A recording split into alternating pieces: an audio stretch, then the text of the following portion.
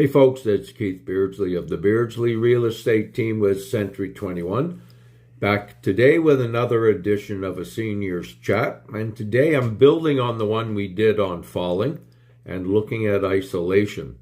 And this is what happens very often in the country with seniors. You know, one or two of you living in your home, but you're now isolated because life happens. The government decides, no, we're taking your driver's license away. Now what do?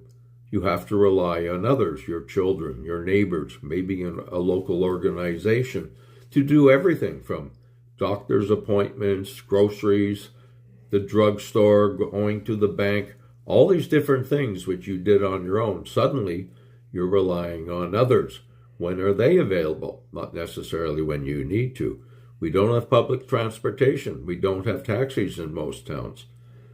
You're isolated. You're on your own. What do? Well, if you're determined to stay in your house, you have to do things that are good for you, your mental health.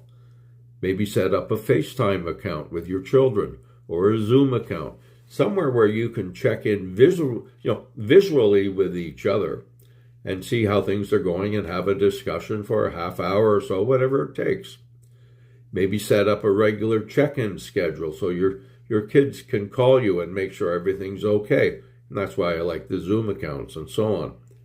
It's one way to do it, one way to stay in touch. But you now rely on others. You're on your own. They are the ones who will decide your schedule, not you. All right, so things to think about. But you need to get out. You need to somehow have that human contact. And and for many, that human contact is when your kids pick you up to go for an appointment or go to do groceries. You remain isolated. Are there organizations you can join in your local area? Maybe someone will pick you up and take you to an event that goes on, or maybe a weekly meeting. You've got to take those steps on your own. And yes, we all think about this. I wonder about us. If I lose my driver's license, right? What happens to us after that? So yes, it's one of the questions you ask yourself. One of the things you consider when you start asking yourself, is it time? Is it time for me to sell? Time for me to do something? For every person, it's different.